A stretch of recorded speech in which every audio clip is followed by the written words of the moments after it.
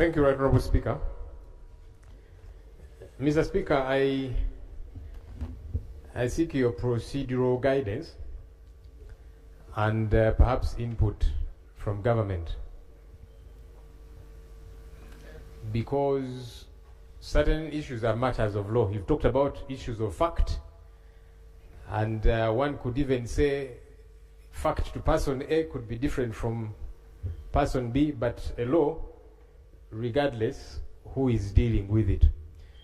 Mr. Speaker, on Thursday, I left early and I did notify you as going to court to secure the release of the Honorable Mwanga Chivumbi as one of the sureties, and he was granted bail. The following day, on Friday, he was en route to Kampala and he was intercepted and taken by armed men in a Toyota Hiace vehicle, popularly known as a drone. That was Friday, Mr. Speaker. Today is Tuesday. His family has been looking for his whereabouts, and the rest of us colleague leaders. Now, my questions to government are twofold. Number one, where is the Honorable Mohammed Mwanga Chivumbi? Number two, is this the new normal? Because it's important that we know. Is this the new normal of how government will, they call it arrest? We call it an abduction because, Mr. Speaker, the law stipulates what an arrest is. In Article 23 of our country's constitution, the Attorney General is here. He's a very senior lawyer. In fact, he has lectured most of the lawyers in town. Article 23 is very succinct. How somebody gets to be arrested, where they are taken, to police first, and thereafter, within 48 hours, produced in court. Mr. Speaker, I have seen some people say that Honorable Mwanga Chivumbi was picked up because of a tough speech he gave when he went back to his constituency. Now, that's problematic on two fronts. One, who determines that what he said was illegal? I thought it's a court of law. Who gets to determine that? Let's even imagine, Mr. Speaker, for argument's sake, that he said anything that is ultra-vires. Who determines that? I thought it's a court of law that does. Government has several times been urging the population to avoid mob justice. And on that front, I agree with government. Government officials, police, and so on, they say when you catch somebody, even if you catch them in an act, never mind that sometimes it's mistaken identity and somebody gets beaten, yet they've done nothing wrong. But that even if you catch somebody, whether stealing something of yours or whatever the case might be, government has been telling the population, take those people to police. Don't beat them up. And on that regard, I agree with government. So why doesn't government do the same thing it tells people to do? We need to stop preaching water and yet we drink wine. If you're telling people, if you catch somebody, they've stolen your money, your whatever, take to police, please don't beat.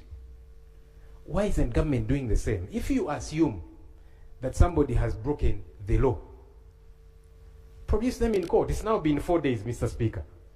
We don't know where Honorable Mwanga Chivumbi is, and we do hear, I've seen some pictures on social media, I don't know if they are authentic.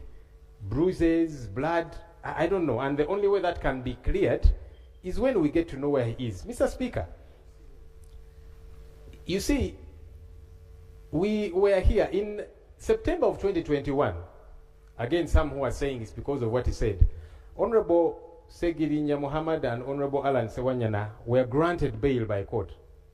As they were getting out of Kigo prison, outside the gates of Kigo prison, they were abducted. They have not said anything anywhere. In June of 2024, the Honorable Paul Akamba, who were here with him in the 11th Parliament, he was granted bail. He was abducted within court precincts. So the Attorney General needs to help us understand. Number one, where is Honorable Mohammed Mwanga Chivumbi? He needs to be accounted for. But number two, is this the new normal? Have we now veered off what the law does stipulate, learned Attorney General? Thank you. I think let me I don't know whether I should go directly to the attorney because there are issues beyond him. I was feeling I should go to the Right Honorable Deputy Leader of Government Business, who is leading his troops here, and he will be comfortable to pick any of the officers, of the colleagues, to support him. Thank you, Right Honorable Speaker, and I thank my brother, Honorable Senyonyi, for his intervention. I have heard him clearly, but for me also to be able to give you a fitting answer, I request that I return tomorrow and give you a fitting answer. Thank you, Mr. Speaker. Honorable Senyonyi, I don't want to be diverted beyond that, and tomorrow is not far. Mr. Speaker, there were twofold issues. The where, we can wait for tomorrow because he probably has got to find out. It's not him who picked up the honorable member. So, yes, we hope that tomorrow we get feedback on where he is. But my second question, and that's why the learned Attorney General is here, was for the country to be guided. Is this the new normal? Because that doesn't have to wait until tomorrow. Because the Constitution is succinctly clear. Colleagues, the Attorney General is coming on. I have an announcement. The Parliamentary Catholic Chaplaincy invites you to hold a Mass in celebration of the feast of St. Thomas More, patron saint of politicians, on the 16th of July 2026 at 5 p.m. Parliamentary Conference Hall. The main celebrant will be Right Reverend Constantine Rupini, Bishop of Nebi Catholic Diocese. And the invitation is by Honorable Luce Akero, woman MP Amuru. Yes, and as the Attorney General is coming also, Honorable Minister for Health, I have received today 8 questions related to the strain of malaria.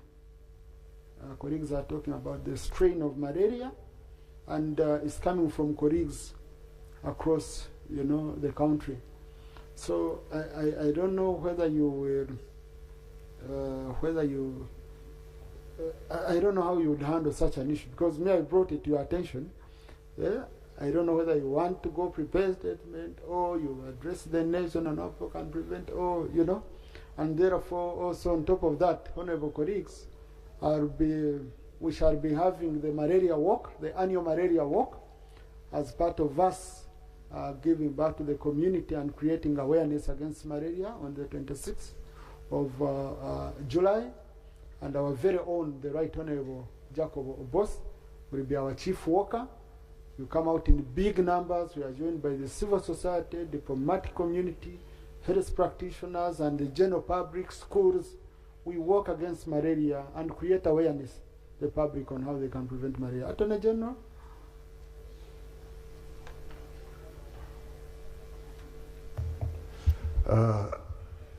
I thank you, Right Honorable Speaker, and I thank the Leader of Opposition for his query, which I'm trying to answer as ably as I can do this moment. Mr. Speaker, the term new normal or old normal does not exist in my legal vocabulary. As far as I know, this parliament and this country is under a dispensation of constitutionalism. And I have that constitution in my hands here. And where it regards to the liberty of every Ugandan, it is here, very clear, in Article 23, and I can read... Please, can I have order in the House? Please. And I can read specifically 23, Article 2, for the members of this honorable parliament. A person arrested, restricted, or detained shall be kept in a place authorized by law. That's the Constitution. A person, now Sabbatical 3, a person arrested, restricted, or detained shall be informed immediately in a language that the person understands of the reason of the arrest, restriction, or detention, of his or her right to a lawyer of his or her choice. A person arrested or detained, A, for the purpose of bringing him or her before a court in execution of the order of court. Mr. Speaker, I don't have the facts of the arrest or alleged arrest. All I know is that we are under a constitutional dispensation. And Mr. Kivumbi has these rights, and they are protected. And as the leader, government business has indicated, tomorrow we shall be here before Parliament and give all the facts, and we shall ensure that this Constitution, which we all swore to protect, is protected. I submit, Right Honourable Speaker. Thank you. No, honourable colleagues, point of information and point of clarification, okay, are granted by the member holding the floor, not the speaker. Matters of national importance, honourable colleagues, I have around 17 matters, but as a tradition, I take 5. So I've looked for 5 which appear more urgent. The rest, we shall roll them over to tomorrow and Thursday.